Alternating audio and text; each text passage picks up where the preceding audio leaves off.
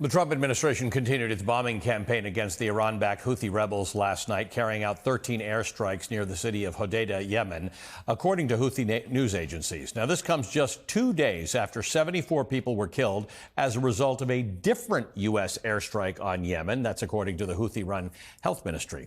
That strike was here at the Ras Issa oil point along the Red Sea.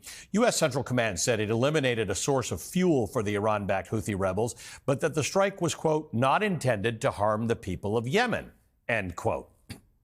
Nice sentiment, except it did. Al Jazeera reported that among the dead were port workers, truckers, and other civilians. Thursday's attack is only the latest in a series of escalated attacks on the Houthis by the Trump administration. According to Yemen's Ministry of Health, U.S. strikes have killed at least 190 people, mostly civilians, since mid-March, when Donald Trump first authorized military action against the rebel group for disrupting shipping routes in the Red Sea. Remember when the National Security Advisor, Mike Waltz, Defense Secretary Pete Hegseth, and Vice President J.D. Vance were discussing U.S. airstrikes in a Signal group chat? And then they accidentally added a journalist from The Atlantic? Well, that strike took place on March 15th in Yemen. That major security breach may have been the scandal, but it undercut a much more gruesome story. Those particular U.S. strikes killed at least 53 people in a country with which we are not fighting a war. It's worth noting that the Biden administration also conducted airstrikes against Houthi rebels starting in January of 2024. Houthis had been attacking trading ships to pull Israeli forces away from Gaza, but Pentagon officials now tell the publication Military.com that there hasn't been a Houthi attack on shipping routes in the Red Sea for months. Since before Donald Trump took office, although they did launch retaliatory strikes after the March 15th attack. But since then, the U.S. military has continued this open-ended campaign. Houthis have, however, launched missiles at Israel, although they were intercepted by the Israeli military.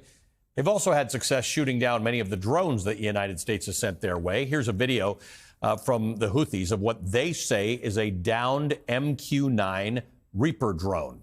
NBC News confirms the Houthi rebels have downed 5 drones since Trump's military campaign, each of which cost the U.S. $30 million apiece. Again, country we're not at war with. All the while, Yemen is experiencing and has been experiencing for a very long time one of the largest humanitarian crises in the world. Now, that's as a result of a 10-year-long civil war. Nearly half the country's population, about 18 million people, are in dire need of humanitarian assistance, according to the UN Refugee Agency. 17 million Yemenis face acute food insecurity. More than 80% of the country lives below the poverty line, and about 4.5 million have been internally displaced. Now, it's important to remember the U.S. has been complicit in this. With American support, Saudi Arabia conducted a bombing campaign against the Houthis. U.S.-manufactured bombs were dropped on civilian infrastructure with U.S. knowledge, and people were, fair to say, indiscriminately killed. This dates all the way back to 2015.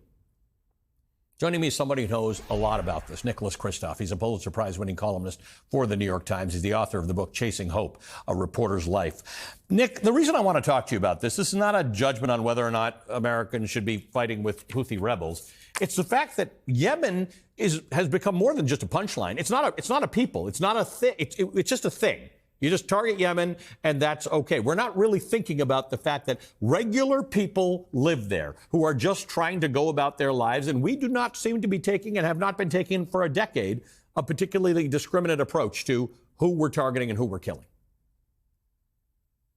Yeah, I mean, you're right. There are few countries that over the last 10 years have suffered as much in terms of ordinary civilians. I mean, years ago, I would see children just emaciated, they're starving to death, literally. And, that has continued and intensified. And it intensifies in the face of our bombing.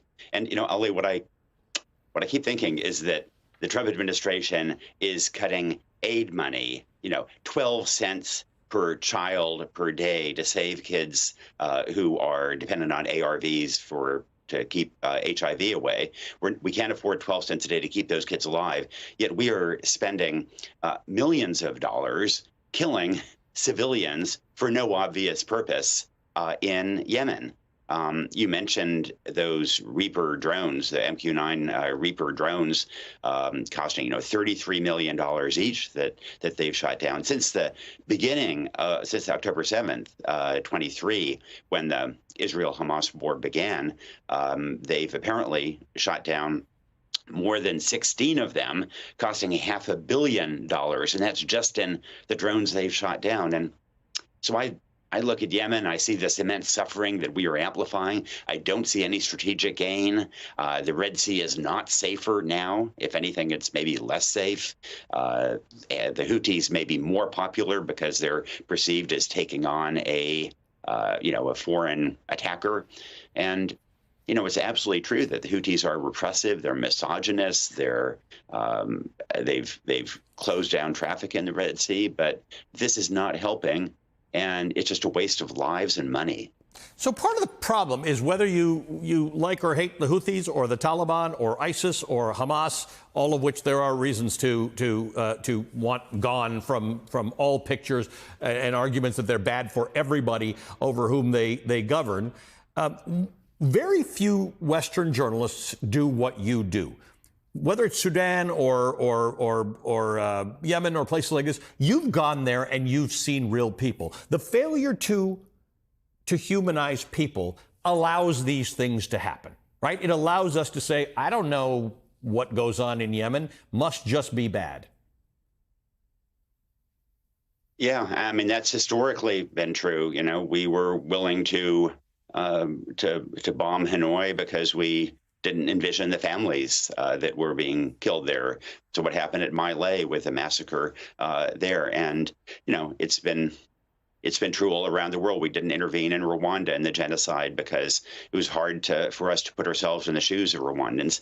And right now, I think you're exactly right that we continue to see the bombing of Yemen through this, somehow this sort of strategic lens, without understanding that there are families there that are weeping over their children, and that there are more children who are starving to death. And again, for what? The Saudis, with help of American intelligence, spent 7 years bombing Yemen for no obvious gain.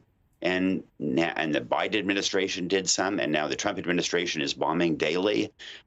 We're inflicting enormous pain for no gain at enormous expense, Ali. Well, Nick, again, thank you for always being that guy who goes there to cover stories that no one would even know in some cases need covering.